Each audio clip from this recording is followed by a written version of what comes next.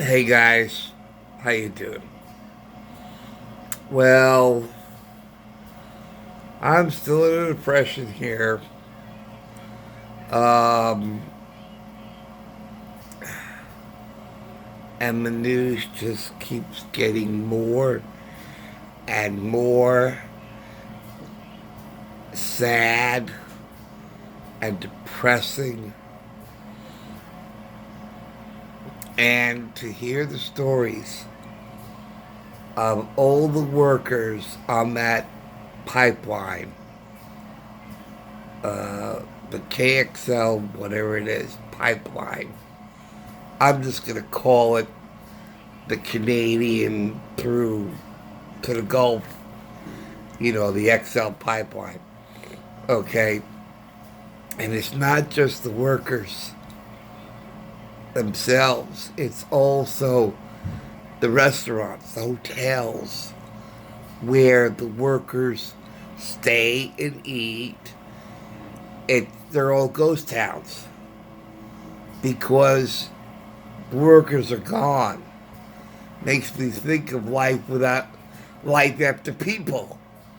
Okay, and or it makes me think of when I've seen so many episodes of sitcoms. Uh, um, it's a Great Life did the story, and Amos and Andy did the story where a new highway is built, and this uh, restaurant, this coffee shop, um, hash house that gets enormous business, and you got dozens of people who stop there while they're on the highway, and they do tremendous amount of business, and they're raking in the dough, and they got all the business, and they got all the customers, and then our heroes come in and they say, "Wow, look at all the people who eat here. This is a literal gold mine if we were to own it." And then the owners who are worried because the highway's going to open tomorrow, that they're going to be stuck with a restaurant with no um, income, revenue. So they say, so they're talking with the guys, and they say, "Would you like to own a restaurant like this?" And it was so they, and then when they open the next day, there's nobody because the highway just opened. It, that's what it reminds me of. It reminds me of those two episodes that tell basically the same story about a restaurant that loses all its business because of the new highway. Well, here we go. We got restaurants, we got gas stations, we got hotels that cater to the XL pipeline workers. And now they have no revenue, they have no people, they have nobody. They got a staff, but nobody to cater to because all the workers are gone. And it's all up and down that line. And I hear the stories. And they're good paying jobs, my God. What was it? I think I heard them say something about a few $100,000. I don't even know if that's a year or what. But if you had a great paying job where you're making about a few $100,000, I mean, I would I would die for a job that paid that much. Oh my God. But I don't have the skills. These people have the skills.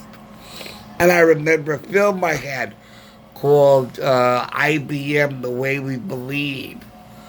And they talk about, it's basically about,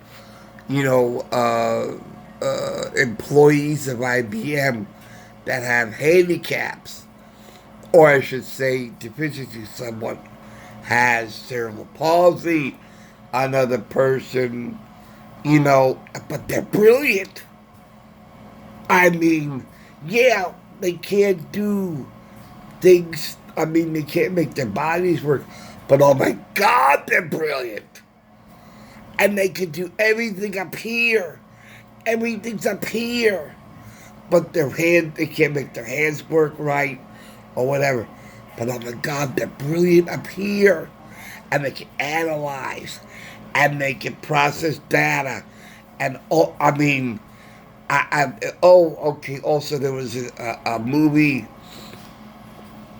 Okay, look, before I go to the movie, and they were saying that it's not important that everybody do everything.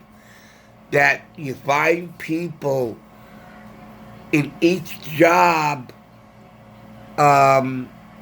who's the best candidate for that job based on their abilities. And the theme was, we do not focus on what they cannot do. We focus on what they can do. And it's not important if this person needs a ramp for his wheelchair or whatever the case may be, because it's what's up here that's important, okay? And it's not everyone. Some people can put data into a system better than others. This person could do this better than others. And this is how I lost one of my other job, actually my very last job. Okay. I was good at sending the copies. It was a junk mailing job.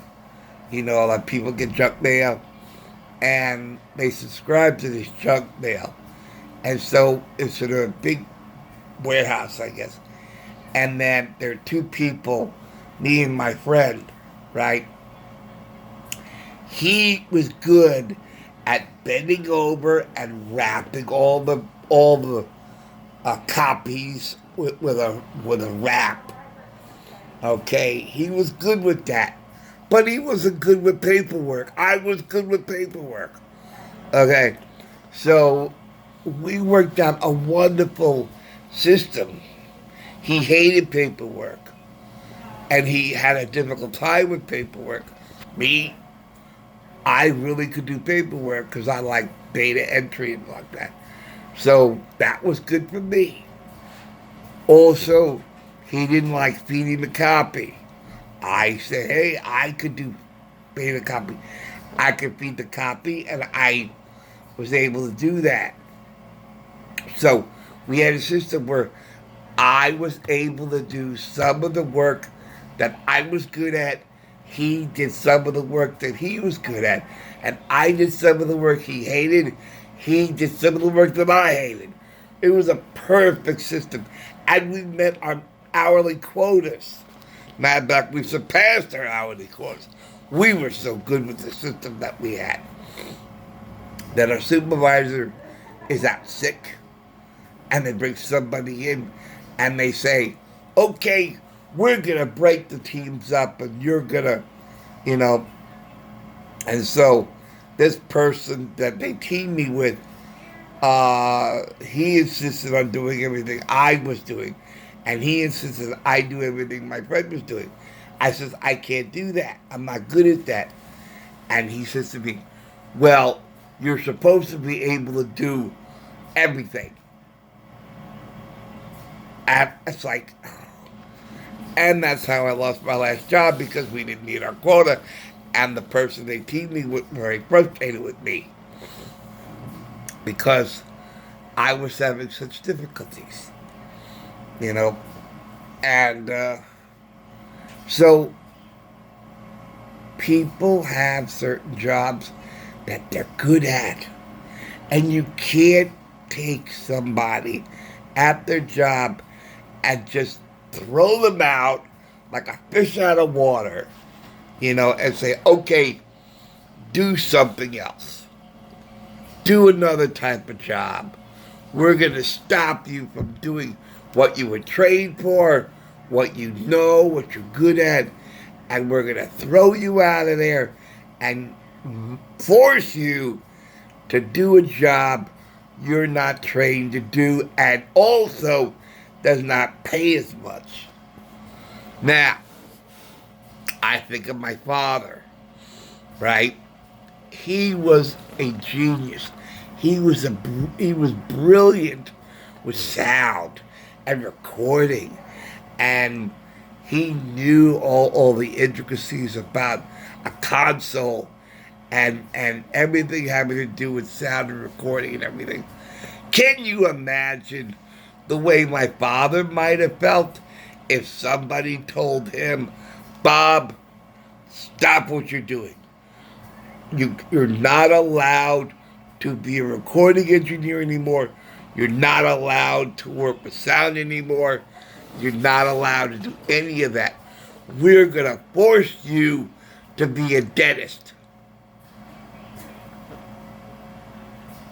Okay? This is what Biden is doing to those poor families. Okay? And it's so depressing. Can you imagine my father being a dentist or trying to? Okay, let's take a dentist. All right, suppose Biden says, Mr. Dentist, you're not allowed to practice dentistry anymore. You're not allowed to do any of that anymore. You're not allowed to do molars, root canals. You're not allowed to do any of that. And you have to be let's see. What can this former dentist do? I got it. Be a computer programmer. There you go, Mr. Dentist. You're not allowed to be a dentist anymore. You must, absolutely must be a computer programmer. Okay? This is what we voted in, or not really. Okay? So I was, and the way he is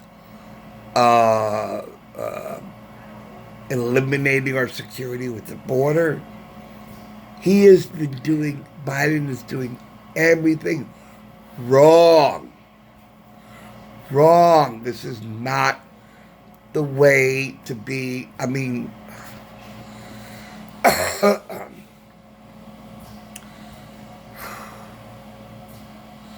this is why this is depressing times. And kids are not in school. The everything. It's just it's like Biden is throwing a monkey wrench into the works, jamming the cogs of the machine, the cogs and the wheels and the rollers and everything else that makes this machine a working machine, and it's precision and it's fine-tuned. And what does Biden do? He throws a monkey wrench into it, breaking up the clock. I think of my projector, right? The film gets threaded a certain way. Can you imagine what would happen if I threaded the film incorrectly? It would damage the projector. It would damage the film. This is what Biden is doing. He is threading the film and the projector wrong. He is throwing a monkey wrench into the works so that the gears are getting damaged. The belts are getting damaged or strained. Everything is getting damaged by what Biden is doing. and I heard this story about this illegal alien who just I mean, these are crazy times, man. These are crazy times, folks. And this illegal alien, just for no reason at all, or one that I can remember anyway, and he shoots a man, and he happens to be a border control agent or something like that. A father, a husband, a best friend, a son, gone. Another universe destroyed. And the Jewish tradition says that if you take a life, or if you kill somebody or murder somebody, it's as if you destroyed an entire world or universe. And this is only the beginning, folks. Only the beginning. It's going to get worse and worse and worse. And then there was this other and legalizing drugs. Okay. That is the worst. Okay, and Biden hasn't to do anything about that. It's the liberal mayors and senators who are allowing to do this, getting more and more states to legalize drugs. And now we got people all doped up on behavior altering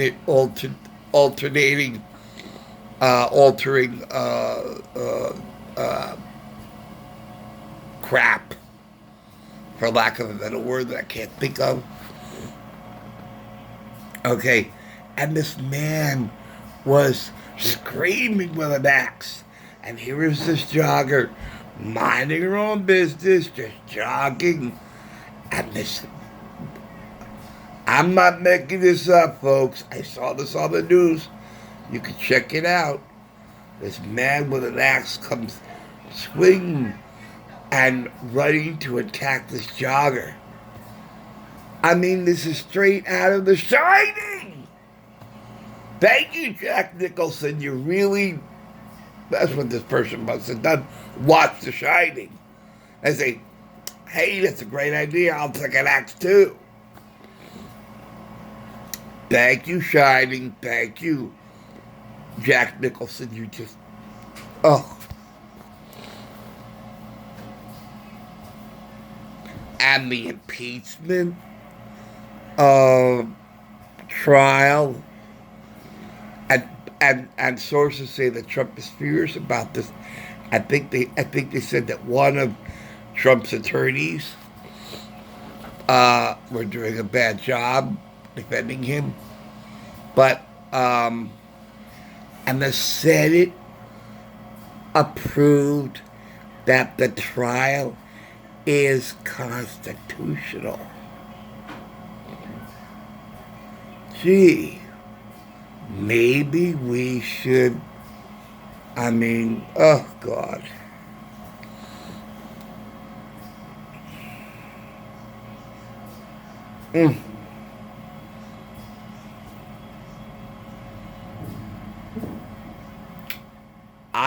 Oh God, it's just, I'm so depressed for our country. It's not funny. I'm scared because our country is not, I mean, oh God, the implications of what Biden is doing is detrimental to our country, to our,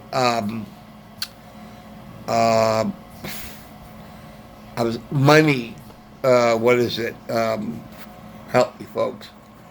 Economy. Thank you, guys. I knew you'd help me on that. Economy. An economy. The suicides of the kids. He promised the schools are going to be open, but he says they're only going to be in there one day a week. So then you say, see, I told you I'd open the schools, and I kept my word. Yeah, 1 day a week. 1 day a week. And the schools are not opening up, and there's the teachers' unions, and then we have and here's the crazy thing, that the schools have become indoctrination centers, right? And I also heard a report that China is investing in our education systems. So the Chinese communist, oh God, system is being taught to our American children so that they will learn living under communist rule or something crazy like that in our schools.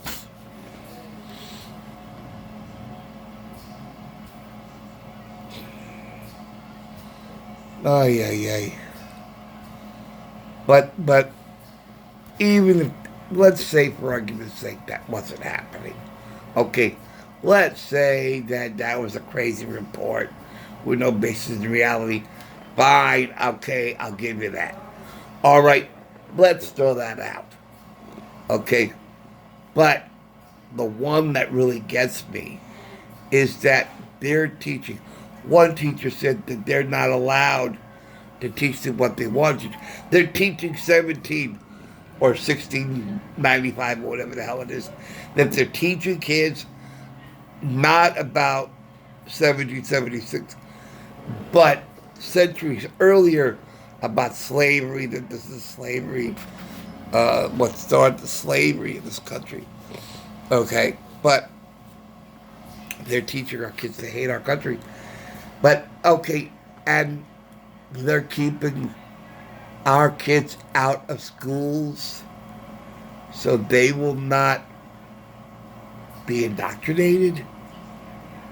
Because as long as they're not in school to be indoctrinated to hate our country, the left wants to keep them out of school so they will not be indoctrinated.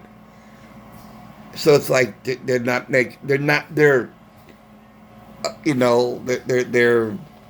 oh, I tell you, this is so crazy. I can't even think straight because this is all crazy stuff. And that's why I said the other day, wake me up, I'm dreaming. This is a nightmare. A nightmare I can't wake up from. I just, am I awake? Am I awake? I must be sleeping, right? This is a dream, a nightmare I'm going through. Wake me up, wake me up. Well, I think I'm awake. I'm definitely awake. But this is a nightmare. This is a living nightmare. Oh, Lord. Oh. Anyway. And one last thing to mention. I'll mention another video. But, anyway, that's it. I just had to get all this off my chest. This is just so depressing what is happening in our country. I mean, impeachment trial. It's just all crazy. It's just crazy stuff. It's just so crazy. It's all crazy. All right, that's it. Thanks for watching. Thanks for listening. And I'll see you later. Okay, take care, guys. All right. Thanks for watching. Thanks for listening. See you soon. All right. Bye.